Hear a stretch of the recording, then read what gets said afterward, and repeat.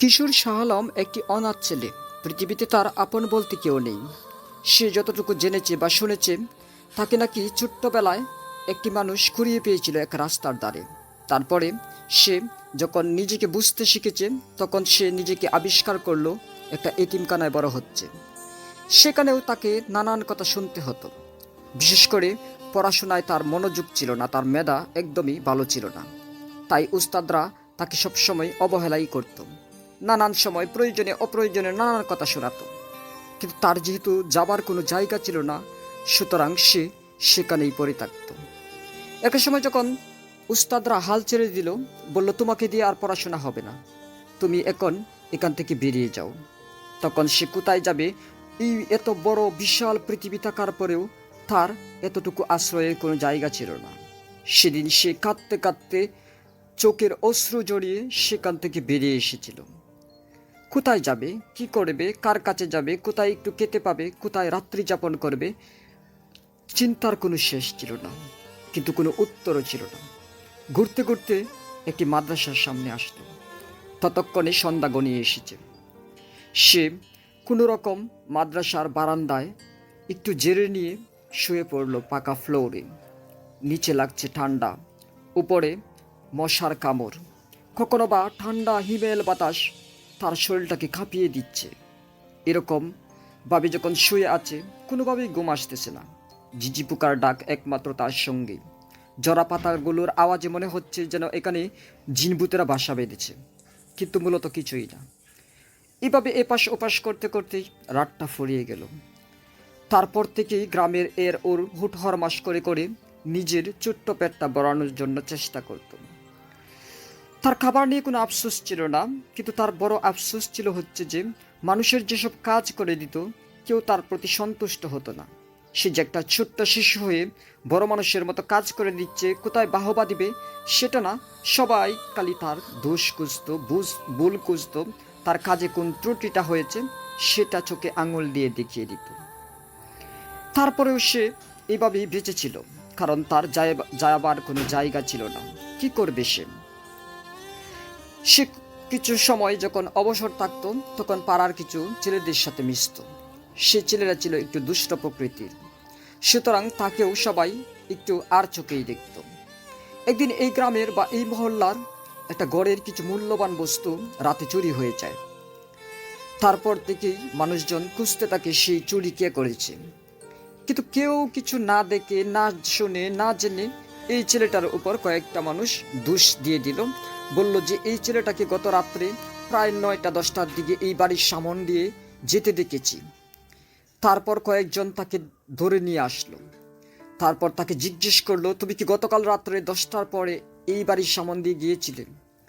ছেলেটি বলল, হ্যাঁ গিয়েছিলাম, কিন্তু সে কিন্তু কথাটি বলার আর কোনো সুযোগ দেয়নি। ইতিমধ্যেই একজন মাতবর টাইপের মানুষ তাকে শটান শটান করে কয়েকটি চড় থাপ্পড় মারল। তারপর পাড়ার বিভিন্ন মানুষ বিভিন্ন ধরনের কমেন্টস করতে শুরু করলো। কেউ বলল তাকে তার মাথার চুল ফেলে দাও, তাকে ন্যাড়া করে দাও। কেউ বলল তার গলায় জুতার মালা ঝুলিয়ে দাও। কেউ বা বলল তার কি মান অপমান বোধ আছে নাকি, তার পিঠে কয়েক গা দিয়ে দাও, নতুবা আগামীকালকে দেখবে যে তোমার ঘরেই ঢুকেছে। নানান ধরনের কথা বলার পর কিছু চড় থাপ্পড় দিয়ে, গাড় ধাক্কা দিয়ে বলল যে তুই এই গ্রাম থেকে বেরিয়ে যাবি, তোকে যদি আজকের পর দেখা হয় তাহলে মারতে মারতে মেরেই ফেলব। শাহ আলমের এই আস্তানা বা এই ঠিকানাও হারিয়ে গেল। সে এখন কোথায় যাবে ভেবেচিন্তে কোনো কিছুই পাচ্ছে না। হাঁটতে হাঁটতে চলে গেল তাদের যে পাশে শহর ছিল সেই শহরটির পাশে। সেখানে গিয়ে একটা রেল স্টেশনে পৌঁছে গেল। দেখলো একটা ট্রেন এসে থেমেছে। সেই ট্রেনে লাফ দিয়ে উঠে পড়ল। কোথায় যাবে, কেন যাবে, কিভাবে যাবে কিছু জানে না। তারপর ট্রেনটা চলতে চলতে একবার চলে আসলো রাজধানীতে। সে যখন নামলো রেল স্টেশনে, তারপর একটা কোণে বসে চোখের পানি ফেলে কান্না করছে। সে কান্নায় কোনো আওয়াজ নেই, তবে পৃথিবীবাসীর প্রতি আছে অনেকগুলো প্রশ্ন। হে পৃথিবীবাসী, তোমরা কি বলতে পারো আমার দোষ কোথায়? আমি কার ঘরে জন্ম নিয়েছি সেটা জানি না, কে আমার মাতা পিতা সেটা জানি না। আমি যাদের সাথে মিলেমিশে চলতে চাই তারা সবাই আমাকে ভুল বুঝে আর শুধু আমার দোষ ত্রুটি খুঁজে বেড়ায়। আমি কেন এতটা অন্যায়ের শিকার? কেন আমার সাথে হচ্ছে এরকমটা? যখন সে কান্না করতেছে তার সামনে দিয়ে অজস্র মানুষ চলে যাচ্ছে, কিন্তু তার চোখের পানি দেখার কোনো মানুষ পৃথিবীতে নেই। এই স্টেশনের একটা হকার ছেলে, তার চেয়ে কিছুটা বয়সে বড় হবে, সে এসে তার পাশে বসলো। বলল, ভাই তুমি কান্না করছো কেন?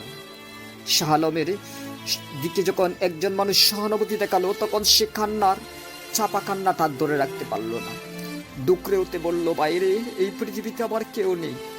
আমি যাকে আপন মনে করি সেই আমাকে কষ্ট দেয়। আমার কোনো আশ্রয় নেই, আমার কোনো ঠিকানা নেই, আমার পেটে খাবার নেই। আমি কি করব, কোথায় যাব জানি না।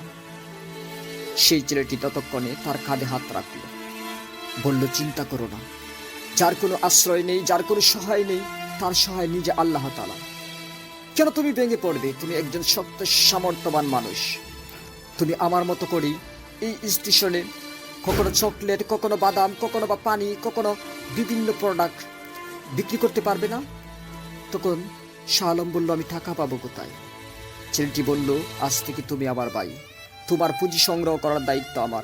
তুমি শুধু আমার কাঁধে কাঁধ রেখে, আমার হাতে হাত রেখে, আমার সহযোদ্ধা হয়ে আমার মতো করে হকারি করে যাবে। শাহ আলম একটা স্বস্তির নিঃশ্বাস ফেলল। সে তারপর থেকে প্রত্যেক দিন স্টেশনে বিভিন্ন জিনিস হকারি করে বিক্রি করে বেড়াচ্ছে। প্রত্যেক দিন একটু একটু করে টাকা সঞ্চয় করল। তারপর একদিন বেশ কিছু টাকা হয়ে যাওয়ার পর একটা ছোট্ট দোকান নিল। সেই দোকানে ব্যবসা করতে করতে কয়েক বছরের পর সে একটা বড় ব্যবসায়ী হয়ে গেল। তারপর একটা নিজস্ব গাড়ি কিনল। সেই গাড়িতে চড়ে সেই গ্রামে ছুটে গেল একটা দিন।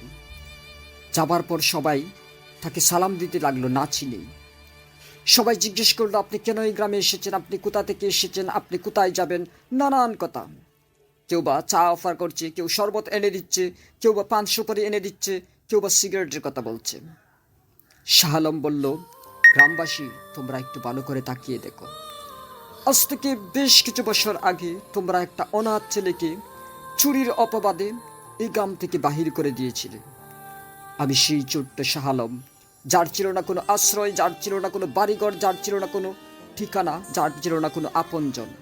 আজকে আমার টাকা হয়েছে, আজকে তোমরা সকলে মিলে আমাকে আদর আপ্যায়ন করছো। আজকে তো সারা পৃথিবীবাসী আমাকে আদর আপ্যায়ন করবে। আজকে তোমাদের আদর আপ্যায়নে আমার প্রয়োজন নেই। ততক্ষণে অনেকের দৃষ্টি খুলে গেল, শাহ আলমের কথা মনে পড়ে গেল, তার হাতে পায়ে ধরতে লাগলো, তার কাছে ক্ষমা চাইতে লাগলো। তো ফ্রেন্ডস, আমাদের জীবনে এমন কিছু সমস্যা বা বিপদ আপদ বা মুসিবত আসে, যে মুসিবতগুলো হয়তোবা আমাদের জীবনের সম্ভাবনার দুয়ার খুলে দিতে পারে। সে সময় ভেঙে না পড়ে, হতাশ না হয়ে শুধুমাত্র আল্লাহ তাআলার প্রতি ভরসা করে সামনের দিকে এগিয়ে যান। যদি আপনার মনের জোর থাকে আর ভাগ্যটা আপনার সাথে থাকে, তাহলে আপনার সফলতা নিশ্চিত। আমার আজকের গল্পখানি কেমন লেগেছে অবশ্যই কমেন্টস করে জানিয়ে যেতে বলবেন না।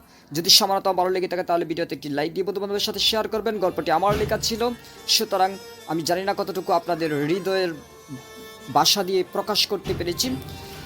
সো আপনারা চ্যানেলটি সাবস্ক্রাইব করবেন, লাইক কমেন্টস করবেন, তাহলে বুঝতে পারবো যে আপনাদের কাছে গল্পটা ভালো লেগেছে। সকলে ভালো থাকুন, সুস্থ থাকুন, কথা হবে নেক্সট টাইম। আজকের মতো বিদায়, আল্লাহ হাফেজ।